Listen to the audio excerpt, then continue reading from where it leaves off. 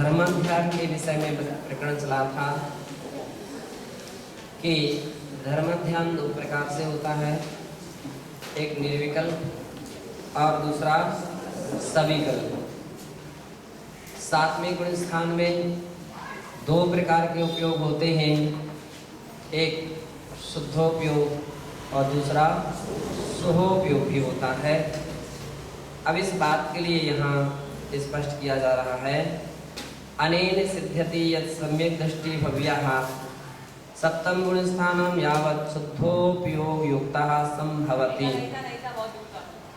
यहाँ ये बात सिद्ध होती है कि जो सम्यक दृष्टि भव्य जीव सप्तम गुण स्थान वर्ती हैं, वे नियम से शुभोपयोगी यानी शुभोपयोग से युक्त हैं। सप्तम गुण स्थान से अप्रमत्त संयत संज्ञकस्य दो भेदों। सप्तम गुण स्थान जिसका नाम अप्रमत्त संयत है, उसके दो भेद हैं, स्वस्थानाप्रमत्त सातिशय प्रमत्तश्च। स्वस्थानाप्रमत्त और सातिशय अप्रमत्त। यत्र स्वस्थानाप्रमत्त स्थानं तु सर्वेषां मुनीनां भवति।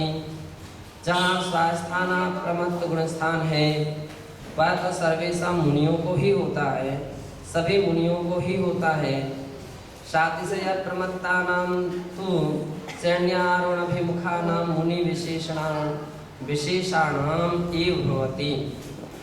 किंतु सातिशय प्रमत्त गुण स्थान जो है वो श्रेणी में आरोहण के अभिमुख जो मुनि हैं, ऐसे मुनि का विशेषण या मुनि विशेष को ही होता है। सीधा हो गया। स्वस्थाना प्रमत्त तो आमतौर पर सभी मुनियों का होता है, छठा सातवां तो उनका स्वस्थाना प्रमत्त बनता रहता है। लेकिन सातिशय प्रमत्त गुण स्थान केवल श्रेणी के आरोहण के अभिमुख जो मुनिजन हैं उनके लिए ही सातिशय प्रमत्त गुण स्थान होता है, अन्य किसी दूसरे को नहीं होता है। इदं गुण स्थानम ध्यानात्मकम भवति ते, और यह गुण स्थान कौन सा? सातवां गुण स्थान ध्यानात्मक होता है। ऐसा झाण निलोति अपमत्तो इति गौमठ सारे जीव कांड गाथा 46 में निर्दिष्टम। झाण निलोहि अपमत्तो, इस प्रकार के गौमठ सार जीव कांड की 46वीं गाथा में ये बात निर्दिष्ट है कि वे ध्यान लीन होते हैं।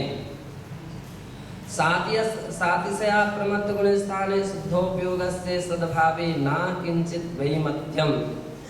सातिशय अप्रमत्त गुण स्थान में शुद्धोपयोग के विषय में या उसके सद्भाव में किसी भी प्रकार की बेमनस्यता नहीं है, विप्रतिपत्ति नहीं है, यानी किसी को किसी भी प्रकार का उसके विषय में प्रश्न नहीं है। किंतु सातिशय प्रमत्त स्थिति पंचम काले यत्र न संभवति। किंतु सातिशय प्रमत्त गुण स्थान की स्थिति पंचम काल में नहीं होती है। स्वस्थाना प्रमत्त स्थिति तो संप्रत्यपि संभवति, और स्वस्थाना प्रमत्त की स्थिति संप्रत्यपि इस पंचम काल में भी संभव होती है। अतो अस्याम स्थितौ शुभोपयोग शुद्धोपयोग उभयो अपि द्वयो अन्यतरस्य सद्भावा संभवति। इसलिए इस स्थिति में शुभोपयोग और शुद्धोपयोग ये दोनों उपयोगों में से कोई एक उपयोग का सद्भाव संभव होता है एक समय में। कस्यचित् शुभोपयोगः कस्यचित् शुद्धोपयोगः। किसी के शुभोपयोग होता है, किसी के शुद्धोपयोग होता है। अतो ही युगपद उभय उपयोगयोः सद्भावो न संभवति।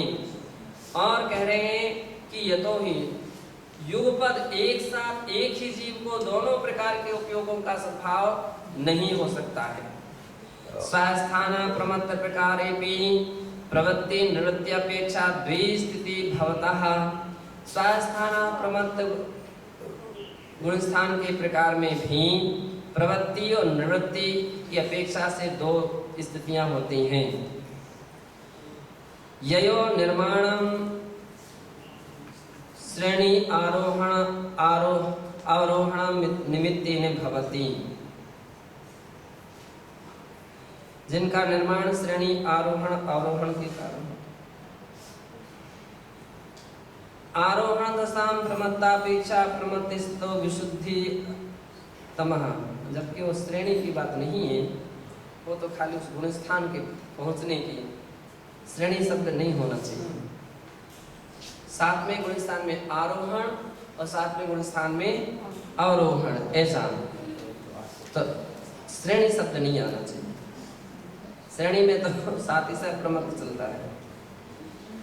तो ययोः निर्माणम, जिसका निर्माण आरोहण अवरोह निमित्तेन भवति, आरोह और अवरोह के निमित्त होता है। आरोह दशायां प्रमत्तापेक्षा प्रमत्तिस्तो विशुद्धिरधिकः भवति। आरोह की दशा में आरोहण यानी वृद्धि उठने हुई अवस्था में प्रमत्त की अपेक्षा अप्रमत्त की स्थिति विशुद्धि अधिक होती है। तदा शुद्धोपयोग स्थिति ही, और तब वहाँ शुद्धोपयोग हुआ करता है। अवरोह दशायां विपरीत स्थिति, विपरीता स्थिति ही, अवरोह की दशा में विपरीत स्थिति होती है। अत्र विशुद्ध्यापेक्षा हीयमान दशा भवति। अब यहाँ विशुद्धि की अपेक्षा से हीयमान स्थिति होती है, अर्थात अप्रमत्त दशापेक्षा प्रमत्त दशायाम अवरोह दृष्टया भाव शुद्धिगतहीनता वर्तते। अप्रमत्त की दशा की अपेक्षा प्रमत्त दशायाम अवरोह दृष्टया, प्रमत्त दशा के प्रति जो अवरोहण होता है, गिरना होता है, वहाँ भाव विशुद्धिगतहीनता वर्तते। भाव विशुद्धि की अपेक्षा से हीनता होती है। तेन शुद्धोपयोग स्थाने सोहोपयोग प्रवृत्तिर घटिता भवति। इस कारण से वहाँ शुद्धोपयोग के स्थान में सोहोपयोग की प्रवृत्ति घटित होती है। और ये भी ध्यान रखना है, प्रवृत्ति निवृत्ति भी दो नहीं होना चाहिए, है तो दोनों निवृत्ति रूप। स्वास्थान प्रमत्त स्वास्थाना प्रकारेपि द्वयी स्थिति भवता, बस प्रवृत्ति निवृत्ति ये शब्द नहीं होना चाहिए, दोनों निवृत्ति रूप हुआ करते हैं, है ना। प्रवृत्ति तो उसको बोलते हैं क्रियात्मक जो अवस्था होती है, उसका खुलासा आगे करेंगे। एवं स्वास्थाना प्रमत्त गुण स्थाने आरोह दशायापेक्षा शुद्धोपयोगः, स्वास्थाना प्रमत्त गुण स्थान में आरोहण की अपेक्षा से शुद्धोपयोग होता है। अवरोह अपेक्षा तो सोहोपयोगः इति विशेषो ज्ञेयः। अवरोह की अपेक्षा से, गिरने की अपेक्षा से सोहोपयोग विशेष रूप से होता है, ऐसा जानना चाहिए। अधस्तन गुण स्थानेस्तु षष्ठे पंचमे चतुर्थे किंचिदपि कदाचिदपि शुद्धोपयोगो न प्राप्यते। किंतु इससे नीचे के गुण स्थानों में, छठे, पांचवें, चौथे आदि गुण स्थानों में किंचित भी और कदाचित भी शुद्धोपयोग नहीं होता है।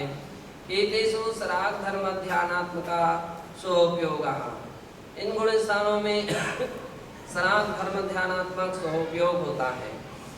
एवं सप्तम गुण स्थाने निर्विकल्पकम धर्म ध्यानम यद्भवति तदेव शुद्धोपयोगः इति स्पष्टम भवति। इस प्रकार से सप्तम गुण स्थान में निर्विकल्पात्मक धर्म ध्यान यानी निश्चय धर्म ध्यान यद्भवति जब होता है, तदेव शुद्धोपयोगः, तभी शुद्धोपयोग होता इति स्पष्टम भवति, ये बात स्पष्ट है। अधस्तन गुण स्थानेषु तु व्यवहार धर्म ध्यानम यस्य सोहोपयोग रूपस्य निरोधः शुद्धोपयोगेन विधीयते। अधस्तन गुण स्थानों में व्यवहार धर्म ध्यान होता है, यस्य जिसका सोहोपयोग रूप निरोधः, अर्थात सोहोपयोग रूप जो अवस्था है वह निरोधः विधीयते, शुद्धोपयोगेन विधीयते, उसका निरोध शुद्धोपयोग से होता है, ये बात कही जाती है।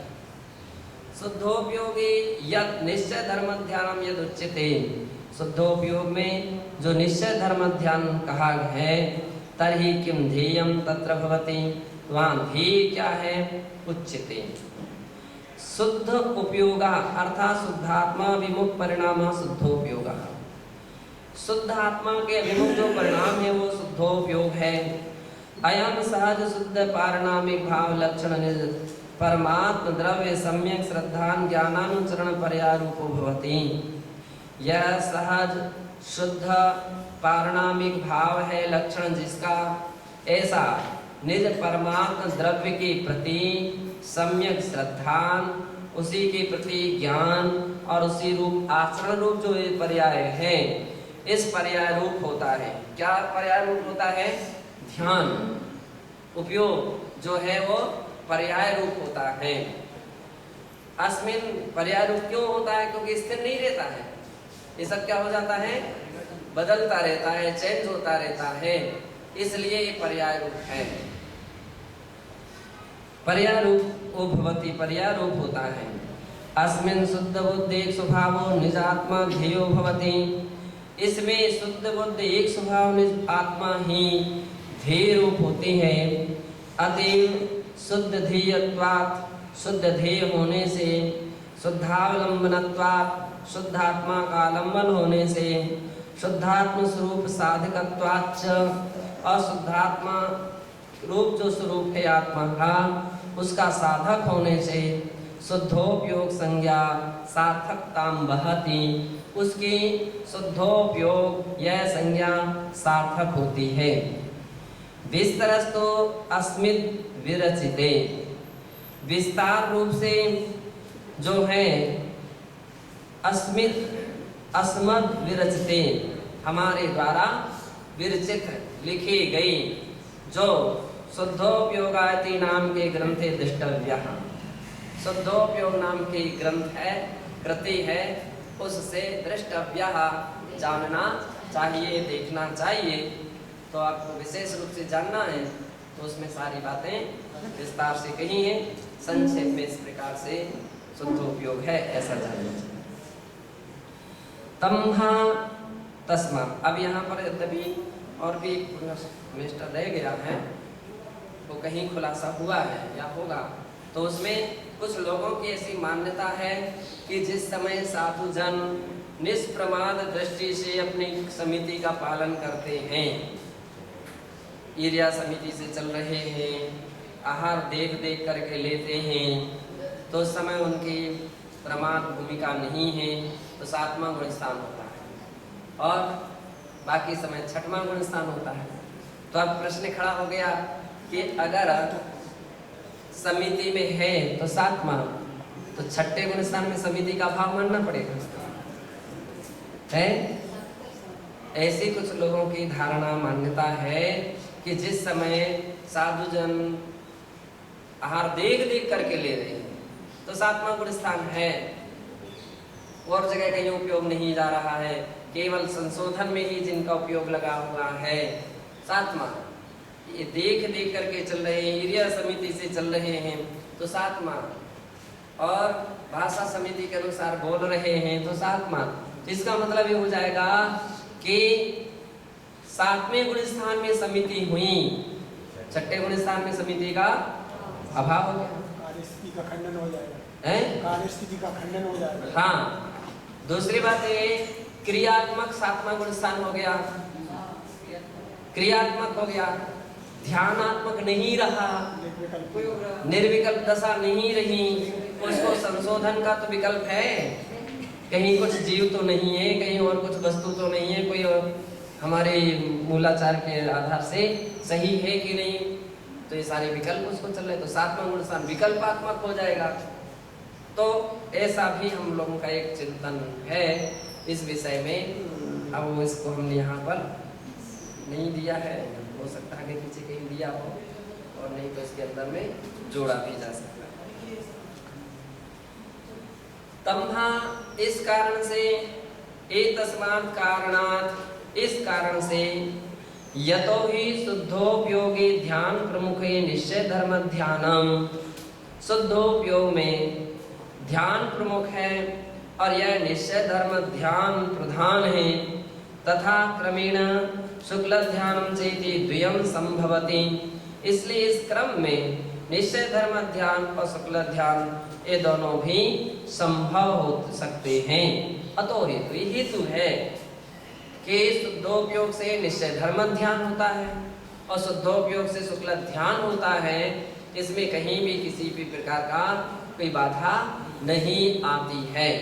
लेकिन जो लोग शुद्धोपयोग से सराग धर्म ध्यान मानने लगे, सविकल्प धर्म ध्यान मानने लगे, वो आगम से बाधित हो जाएगा। उनका कथन आगमिक नहीं रहेगा, आध्यात्मिक भी नहीं रहेगा, सैद्धांतिक भी नहीं रहेगा, वो आगम बाह्य हो जाएगा। आगम बाह्य, अध्यात्म बाह्य, सिद्धांत बाह्य हो जाएंगे। तो इसलिए अपने लिए ध्यान रखना चाहिए, जो शुद्धोपयोग से धर्म ध्यान कहा है उसका अर्थ क्या लेना चाहिए कि निश्चय धर्म ध्यान। संवर हेतु झाणो ध्यानम संवर हेतु भवति। और ये जो ध्यान है ये संवर का हेतु है। संवर का हेतु यानी मोक्ष मार्ग में कारणभूत है। ते नित्यम विचिन्तयेत् इति नित्यम एव विशेष रूपेण भावयेत् चिन्तयेत्। इस बात के लिए नित्य ही विशेष रूप से भावयेत् भाना चाहिए और चिंतित चिंतन करना चाहिए। उत्कृष्ट धर्म ध्यानेन शुभाश्रवः संवरः निर्जरा चेति एतानि फलानि भवन्ति इति धवला ग्रंथे प्रोक्तम। उत्कृष्ट धर्म ध्यान से शुभाश्रव, शुभ कर्म का आश्रव यानी पुण्य आश्रव भी होता है, संवरः संवर भी होता है, निर्जरा निर्जरा भी होती है। इस प्रकार के जे एतानि फलानि भवन्ति, ये सभी उसके फल होते हैं। ऐसा धवला ग्रंथ के 13वीं पुस्तक में प्रोक्तम कहा भी।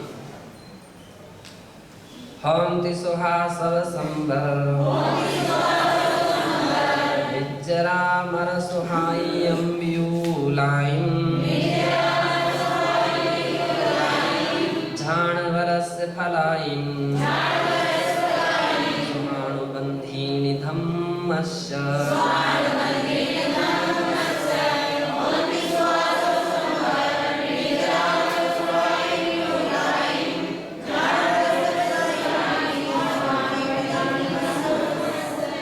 सुहा और क्या रहा है, प्रकरण धर्म ध्यान का चल रहा था। धम्मस्य धर्म ध्यान के द्वारा यानी शुभोपयोग के द्वारा सुहासव शुभ कर्म का आश्रय होता है, संवर संवर होता है, निज्राम और असुहाय अशुभ का संवर होता है, और कैसा विपुलायम विपुल रूप में संवर होता है, और निर्जर विपुलायम निर्जरा में भी लगाना, विपुल रूप में कर्मों की निर्जरा भी होती है। कौन सी निर्जरा?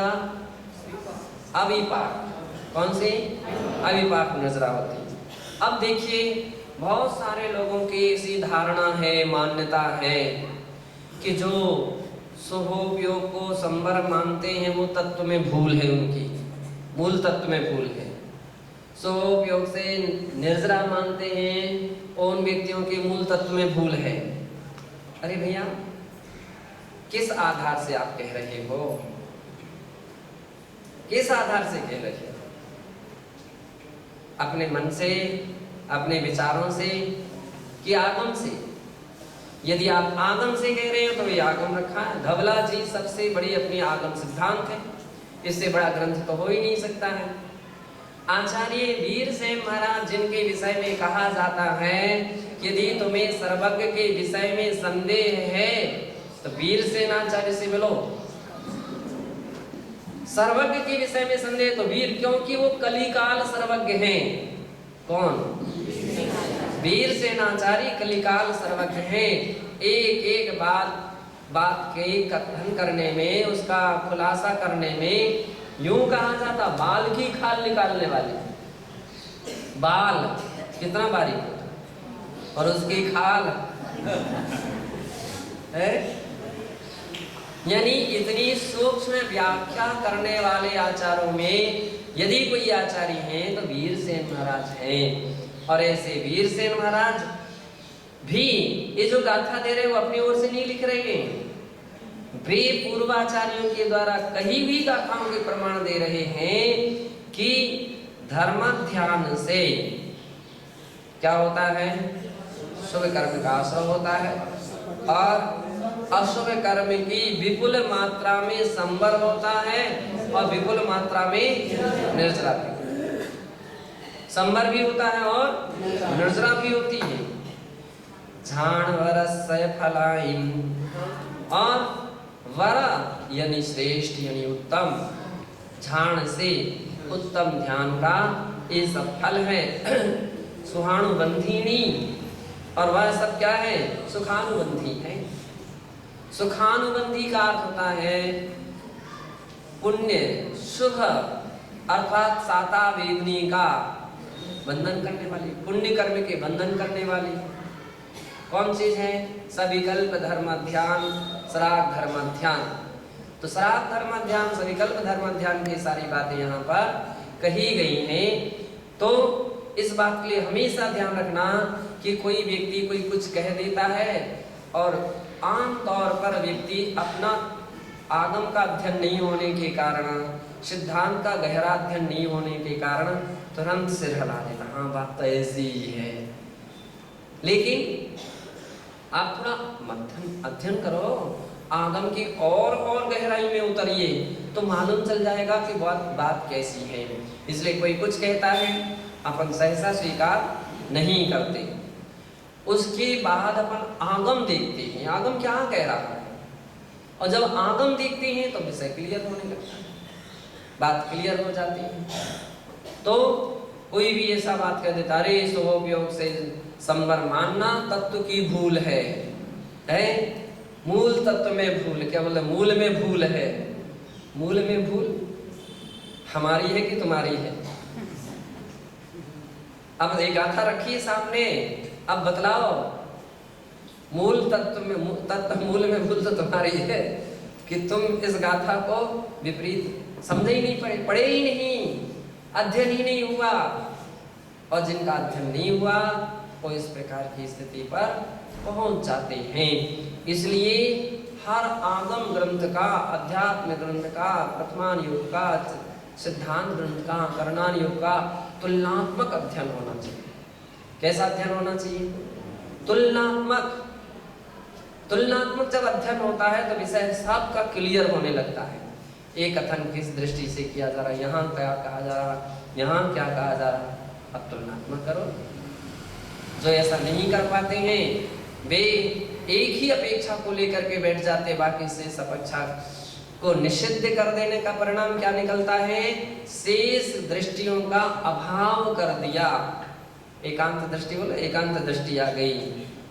एकांत दृष्टि कैसी आ जाती? ऐसी आ जाती है, अन्य ग्रंथों को पढ़ते नहीं, अन्य सिद्धांतों को पढ़ते नहीं, अन्य आगम ग्रंथों का कभी तुलनात्मक अध्ययन करते नहीं। तो फिर जो धारणा उन्होंने एक ग्रंथ में पढ़ ली है, जो पुस्तकों में पढ़ लिया है, और आज के समय में तो व्यक्ति ग्रंथों को भी गहराई से नहीं पढ़ता है। सत्य ये है वो केवल पढ़ता है, हिंदी पढ़ता है। और बहुत से तो अखबारों में पढ़ लेता है, पत्रिकाएं वगैरह निकलती हैं, बस उनकी शंका समाधान उनके लिए पढ़ लिए, और समाधान करता भी अपने हिसाब से अपनी बात को सिद्ध कर देता है। अब कोई सिद्धांतवादी हो उसके सामने तो पकड़ लेगा वो बात, क्यों जी क्या कह रहे हो, एक आगम गाथा का अर्थ कीजिए। अब जैसे उसके सामने आगम ग्रंथ का अर्थ कीजिए तब फिर उसको लगेगा अरे मेरी भी मूल में भूल थी अभी तक, तो फिर उसको लगेगा मेरी मूल में भूल थी है, क्योंकि उसने कभी पढ़ा नहीं है, इस विषय में कभी उन्होंने अध्ययन नहीं किया है। तो ऐसी स्थितियां हो जाती हैं। तो अपने लिए ध्यान रखिए कि शुभाश्रय भी संवर का हेतु, लेकिन एक ध्यान रखिए कथनचित शब्द लगा दीजिए, किसी अपेक्षा से, तो सारा विषय सही बन जाएगा। नहीं तो फिर व्यक्ति तर्क करेगा, अब आप एक ही सिद्धांत बतलाओ, एक ही शुभोपयोग संवर का हेतु है कि निर्जरा का कि आश्रय का, एक ही है, तो आप उसको बदलना। किसी अपेक्षा से संवर का हेतु है, किसी अपेक्षा से निर्जरा का हेतु है, किसी अपेक्षा से शुभाश्रव का हेतु है। जब हम उसकी प्रवृत्ति रूप अवस्था देखते हैं तो किसका हेतु है? पुण्याश्रव। किसका? शुभाश्रव का हेतु है। कब? प्रवृत्ति रूप अवस्था, सराग रूप अवस्था, सविकल्प रूप अवस्था है। मंदिर आ रहे हैं, अब आप मंदिर आ रहे हो तो मंदिर आ रहे हैं, भक्ति उमड़ रही है, भक्ति खींच करके ला रही है भगवान के प्रति, जिनवाणी के या गुरु के प्रति। तो जो भक्ति उमड़ रही है ये तो शुभ राग है, तो बिल्कुल सही। एक प्रवृत्ति है, प्रवृत्ति शुभाश्रव का कारण है, इसमें पुण्याश्रव हो रहा है, पुण्याश्रव हो रहा है। और निवृत्ति भी तो देखो, बिना निवृत्ति की प्रवृत्ति हो सकती है क्या? प्रवृत्ति के साथ निवृत्ति चल रही है, उस तरह क्षण के लिए आप घर से छूट रहे हो, आपका राग या आपका मोह जो कुछ भी आसक्ति आदि थी, बिना उसके ईश्वर प्रवृत्ति नहीं हो सकती। पैर हमारा आगे जो बढ़ रहा है तो बढ़ने को देखने के दो तरीके। एक तरीका ये है कि हम ये देख रहे हैं कि पैर आगे बढ़ रहा है, और दूसरा तरीका है पीछे से हट रहा है, पीछे से हट रहा है। आधा गिलास पानी भरा हुआ है तो आधा गिलास पानी भरा हुआ है, उसको देखने के दो तरीके। क्या तरीका है? एक तरीका तो ये है, कोई व्यक्ति भरेपन को देख रहा है, आधा भरा है, आधा भरा है, और उसी को दूसरे तरह से कैसे देखें? आधा खाली है, वो खालीपन को देख रहा है, आधा खाली है, आधा खाली है। अब वो भरा शब्द ही नहीं बोला, वो तो आधा खाली है। तो कहने के तरीके हैं, क्यों? दृष्टिकोण दोनों के अलग अलग हैं।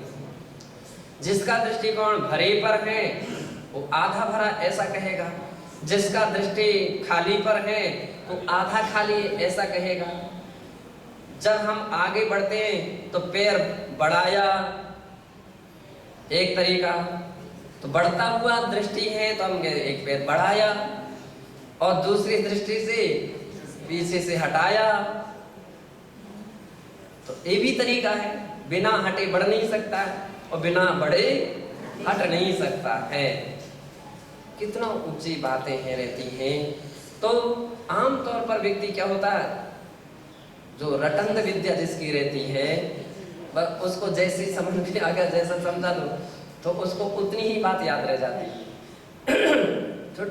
छोटे बच्चों के लिए समझा दीजिए, 2 और 2 कितने होते हैं? 4। बस ध्यान रखिए, 2 और 2 कितने होते हैं? 4 होते हैं। बच्चों को रटा दिया, 2 और 2 4 होते हैं, 2 और 2 4 होते हैं, 2 और 2 4 होते हैं। अब बच्चे 2 और 2 4, 2 और 2 4, 2 और 2 4 होते हैं। और स्कूल परीक्षा में आ जाए कि 3 और 3 कितने होते हैं, और 3 और 1 कितने होते हैं। ये कहाँ से बात आ गई? हमारे तो सर ने पढ़ाई नहीं, 2 और 2 बतलाया था, तो 3 और 1 कहाँ बतलाया था? कभी पढ़ाया नहीं। रटी हुई बातें पुस्तक में देखो। जिस पुस्तक में मात्र इतनी उदाहरण तो एक ही दिया जाएगा ना, पुस्तक में 2 और 2 4, जैसे 2 और 2 4, पुस्तक में तो 2 और 2 4 लिखा, 3 और 1 कहाँ लिखा? क्यों? क्योंकि उसने अपने दिमाग से काम नहीं किया। इसलिए हम लोग हमेशा बोलते हैं कि केवल रटी हुई बातें नहीं होना चाहिए, कुछ अपनी भी बुद्धि का प्रयोग होना चाहिए, अपने भी ज्ञान का प्रयोग होना चाहिए। कितने भी उदाहरण देते रहेंगे तो ऐसे तो एक पुस्तक भर जाएगी वो सारे जोड़ घटाने की। 2 और 2 4 होते हैं, 3 और 1 4 होते हैं, 4 और 1 5 होते हैं, 3 और 2 5 होते हैं, 2 और 2 और 1 5 होते हैं। कहाँ कहाँ तक समझाया जाएगा? वो तो तरीका है समझाने का, तो पुस्तक है या उसके टीचर हैं तो एक सीमा तक समझाते हैं। इसके उपरांत आप अपने ही दिमाग से उस विषय को समझिए। रटे हुई विषय नहीं होना चाहिए। कहीं कोई उदाहरण अपन पढ़ते हैं, उसको पढ़ने के साथ अपने दृष्टि से भी उदाहरण घटित करने का प्रयास करना चाहिए, लेकिन सटीक होना चाहिए। नहीं तो आपका उदाहरण कहीं कहीं जाए और आगम कहीं चला जाए, तो अब तो फिर काम बिगड़ जाएगा। तो ऐसा उदाहरण होना चाहिए, बिल्कुल वैसा का वैसा ही घटित हो जाए। तो स्वोपयोग से शुभाश्रव भी हो रहा है, स्वोपयोग से संवर भी हो रही है। किसकी संवर हो रहा है? अशुभ का संवर हो रहा है। किसका संवर हो रहा है? अशुभ। क्योंकि दो काम तो एक साथ नहीं हो सकते, शुभ भी बने रहे और अशुभ भी। दो भाव, दो परिणाम एक साथ एक जीव के नहीं हो सकते। जिस समय शुभ भाव होंगे उस समय अशुभ भाव नहीं होंगे, और जिस समय अशुभ भाव होंगे उस समय शुभ भाव नहीं होंगे। एक साथ एक समय में एक ही भाव होंगे। इसलिए यूं कहा जाएगा कि जिस क्षण में शुभ भाव हो रहे हैं उस क्षण में अशुभ भाव नहीं हो रहे। अशुभ भाव का क्या हो गया? संवर हुआ। क्या हुआ? संवर। वो रुक गया उस समय, अशुभ भाव नहीं हो रही, संवर हो रहा है। और तो इसलिए धर्म ध्यान, शुभ धर्म, जो व्यवहार धर्म ध्यान है या सराग धर्म ध्यान है, इससे शुभाश्रव भी हो गया और संवर भी हो गया। यार समझ में आ गया अच्छी तरह से। अब तीसरी बात, स्वोपयोग से निर्जरा भी होती है। स्वोपयोग से निर्जरा भी होती है। अब वो कैसे होती है? तो इसमें भी निर्जरा तो प्रतिक्षण चल रही है। एक भी क्षण ऐसा व्यक्ति का नहीं है जिस क्षण में निर्जरा नहीं चल रही हो। कौन सी निर्जरा चले? लेकिन सभी पाक निर्जरा प्रतिक्षण प्राणी की चल रही है। लेकिन पुरुषार्थ विशेष से अविपाक भी निर्जरा होती है, अकाम निर्जरा भी होती है। मिथ्या दृष्टि जीव रहता, वो तपस्या भी करता है तो अकाम निर्जरा होती। कभी अकाम निर्जरा करे अकाम, अकाम कहो, सही बात नहीं, अकाम। सही बात का होता है समय पर निर्जरा होना, उस अकाम। अकाम का अर्थ होता है आश्रव पूर्वक होने वाली निर्जरा, और अविपाक का अर्थ होता है आश्रव बिना होने वाली, संवर पूर्वक होने वाली निर्जरा। ये तीन अलग अलग हैं। मिथ्या दृष्टि जीव के अंदर में वो लोग भी तपस्या करते हैं, कहीं अग्नि के 400-500 जगह पंचाग्नि तक, कहीं जल में डूब जाते हैं, कहीं कुछ भी, जो भी है। अब वो अपनी दृष्टि में कोण में तो वही मान रहे ना कि हमने शास्त्र में कही है वैकुंठ मिलेगा, ऐसा है। तो अकाम निर्जरा चल रही है, क्योंकि वे सम्यक पूर्वक नहीं है, कर्म का आश्रय चल रहा है और निर्जरा हो रही है संक्लेशता के साथ। जैसे जेल में बंद कैदी के लिए भोजन नहीं दिया जा रहा है, हैं? अभी अपन देखे थे शेर के लिए एक दिन फास्ट कराया जाता है, फास्ट, ब्रेकफास्ट, फास्ट नहीं कराया जाता, ब्रेकफास्ट। क्या भाई फास्ट हो गया? क्या वो फास्ट करना चाहता था? क्या वो तो नहीं करना चाहता, तो उन्हें नहीं दिया। उसकी आत्मा, उसका मन तो उसी में है, कैदी है। अब उसके लिए भोजन ना दिया जाए, लेकिन उसका मन तो भोजन में ही है। कब मिले, कैसे समय पूरा हो, एक दिन भोजन नहीं मिलेगा, नहीं दिया जाएगा, तो यही सोचता है ये दिन पूरा कैसे हो, कल सवेरा हो। और जो अज्ञानी किस्म के प्राणी रहते हैं उनकी भी ऐसी स्थिति रहती है। जो ज्ञान नहीं रहता है तो उनके परिणाम संक्लेशित होते हैं। भूख प्यास को सहन करना आसान है क्या? तत्व ज्ञान के बिना मोक्ष मार्ग में कोई स्थान नहीं रहता है। तत्व ज्ञानी ही इसलिए बिना ज्ञान के तप नहीं होता है, ज्ञान पूर्वक तप होता है। जिनके पास ज्ञान है वो तत्व चिंतन करते हैं, मनन करते हैं, मंथन करते और अपने परिणामों को स्थिर करते हैं, संभालते हैं। अन्यथा कितने बज गए? अब 2 घंटे और रह गए। अब कितने बज गए? अब 1 घंटा और रह गया। हे भगवान, कितनी बड़ी रात है, बड़ी मुश्किल से निकल रही है ना। कब सवेरा हो, कब 10 बजे। अब देखो महाराज अभी प्रवचन ही प्रवचन करते चले जा रहे हैं।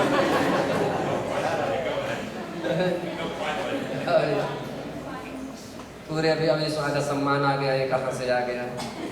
अभी जनवाणी स्तुति है वो कितनी बड़ी शुरू हो गई, इतना बड़ा अर्घ शुरू।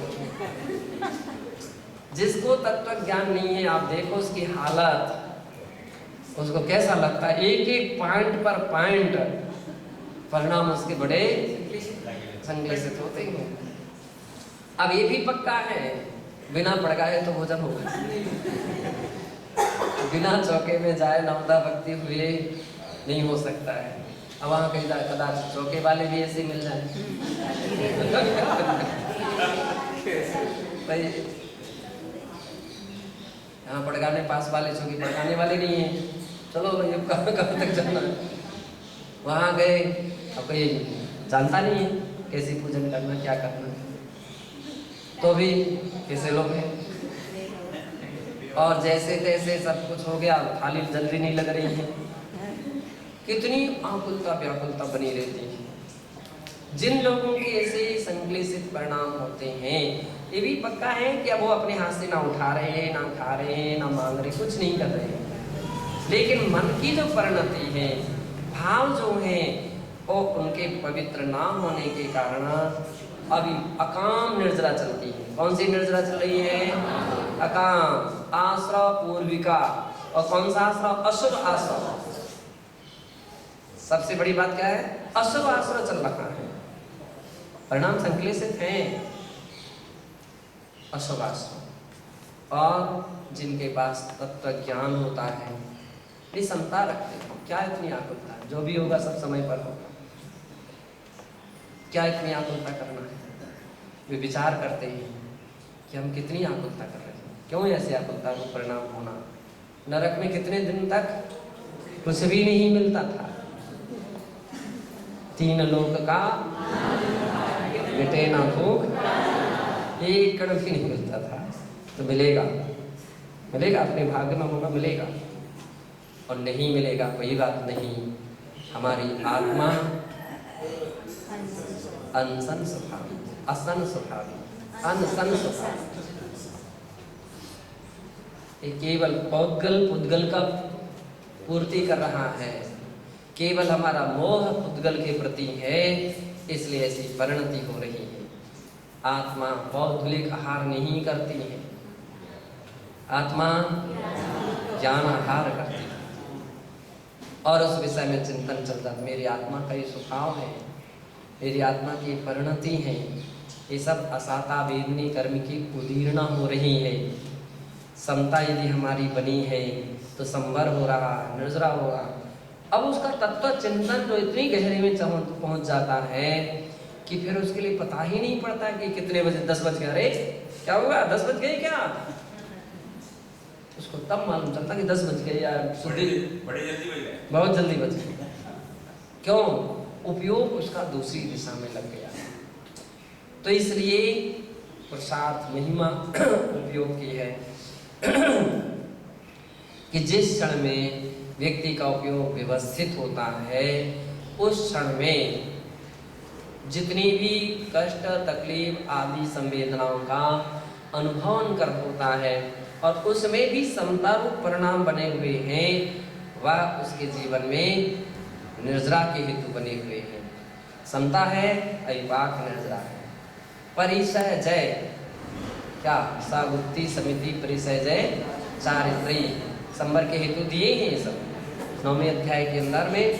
गुप्ती समिति धार्मिक अनुप्रेक्षा परिसय जय, परिसय जय, सुधा परिसय, विपाशा परिसय। इन्होंने ऐसी कह दी, उन्होंने वैसी कह दी, उनका धक्का लग गया, उन्होंने चटाई पर नहीं बैठने दिया। आप देखो,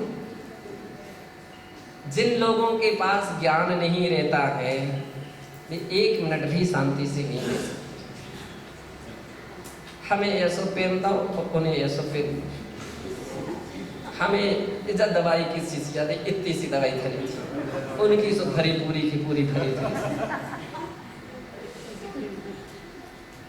तत्व ज्ञान के अभाव में कदम कदम पर अज्ञानी व्यक्ति आश्रय बंध करता है और ज्ञानी जीव तत्व ज्ञान के माध्यम से कदम कदम पर संभल नजरा करता है। उसका लाभांतराय करने का विशेष अवसर था, आपका नहीं था। उनको गुलाब जामुन मिले, वो तुम्हारी थाली से उठा करके ले गया क्या हुआ? अब उसका क्षेम था कि तुम्हारी थाली के उठ करके उनकी थाली में घुस गया।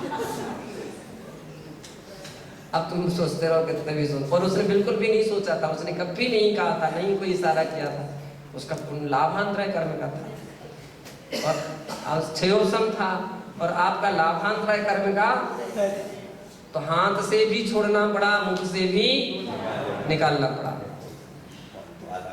अब ये तत्व ज्ञानी व्यक्ति है तो जो जिनके पास ज्ञान होता है वो बहुत कुछ चिंतन कर लेते, जिनके पास ज्ञान नहीं होता किन्न किन्न किन्न किन्न किन्न किन्न करते करते रहते हैं। संकलेशता के कारण कौन से कर्म का आश्रय बंद करते हैं? असाता वेदनी कर्म का आश्रय बंद।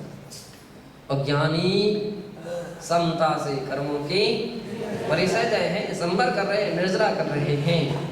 इसलिए यहाँ पर ऐसा कहा गया है कि शुभ योग शुभ योग भी, यशराग धर्म ध्यान भी इस शुभाश्रय का भी हेतु है, संबर का भी हेतु है और निर्जरा का भी। निश्चय धर्म ध्यान ने तो अन्यत्र संसर्गा भावात संबर एव भवति।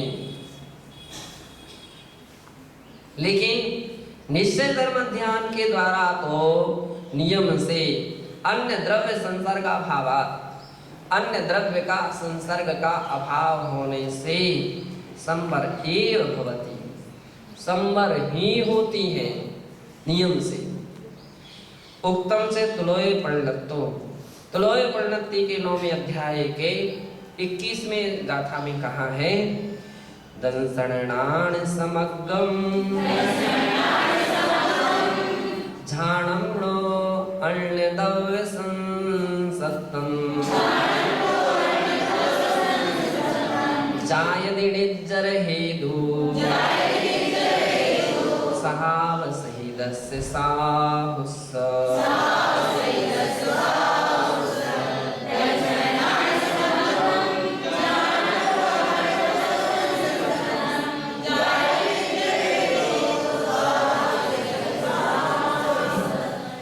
दंसणान समग्गम झाणम लो अन्नदव संसत्तम।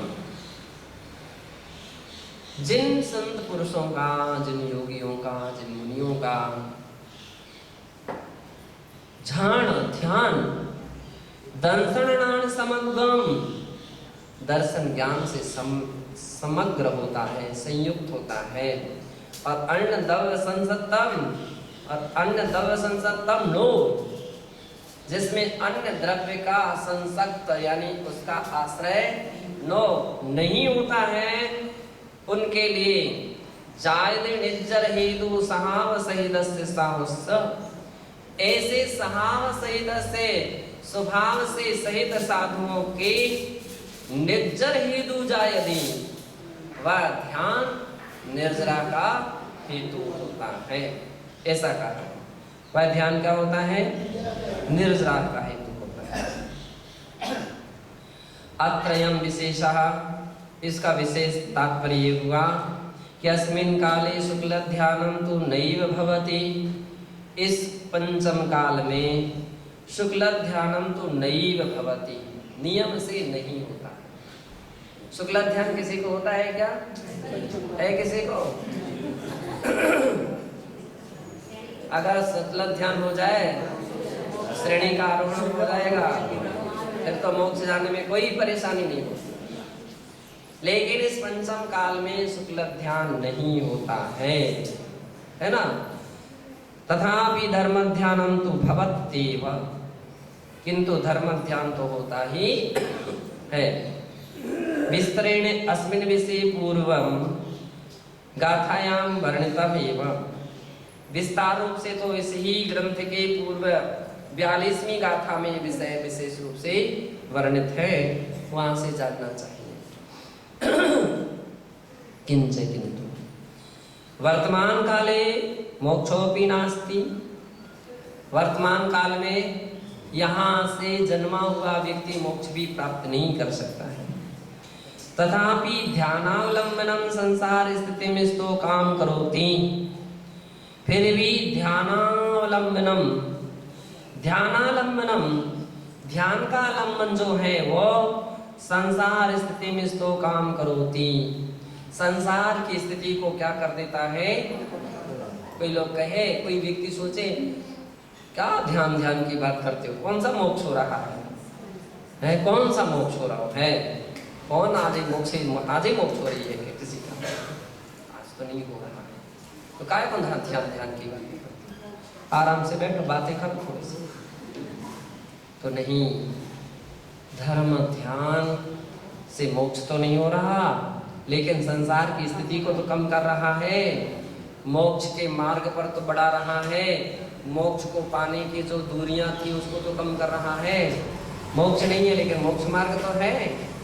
आज की साधना हमारी उस दूरी को तो कम करेगी। तो बोले संसार स्थिति काम करोति, इसलिए अपन लोग धर्म ध्यान करते हैं। तुरंत के तुरंत अगर आत्म ध्यान रौद्र ध्यान हो जाए तो तुरंत ही उससे हटने का। आत्म ध्यान तो मुनि राजों को केवल कितने हो सकते हैं? 3 हो सकते, 3 निदान को छोड़कर। ये मुनि अवस्था में भी आत्म ध्यान हो सकते हैं, रौद्र ध्यान नहीं हो सकता है। ध्यान रखो, और रौद्र ध्यान हो गया वो मुनि नहीं हो सकता है। हिंसा में आनंद आने लगा, झूठ बोलने में भी आनंद आने लगा, चोरी करने में आनंद आने लगा, विषय संरक्षण में आनंद आने लगा, या परिग्रह में आनंद आने लगा, तो क्या मुनि दशा रहेगी? क्या नहीं रहेगी, मुनि अवस्था नहीं रह सकती, इसमें आनंद नहीं। इसलिए रौद्र ध्यान छठे गुण स्थान में नहीं होता। 3 आर्त ध्यान हो सकते हैं, इष्ट वियोग, अनिष्ट योग, पीड़ा। तत्वज्ञानी जो जीव होते हैं, चिंतन विचारशील होते हैं, जिनका वैराग्य प्रबल होता है, ऐसे जीव क्या करते हैं, वे अपने परिणामों को चेंज करते, आत्म ध्यान नहीं होने देते, तुरंत के तुरंत भावों को चेंज करते हैं। देखिए, पीड़ा तो पीड़ा है, किसी को भी हो सकती है, आखिर में तो पीड़ा है। एक व्यक्ति कराहता है, चिल्लाता है, चीखता, अरे रे मर गए, और इतनी दर्द हो रहा है, इतनी तकलीफ हो रही है, अरे बाप रे, ऐसा। और दूसरा बोलता, ओ ब्रह्मोरी, उसको भी वेदना हो रही। हे आत्मन, तूने इस कर्म को कभी न कभी बांधा था, तो आज हृदय में आ रहा, समता रखोगे तो यह सारी तकलीफ कष्ट तुम्हारी संबर नजरा का हेतु बन जाएगा।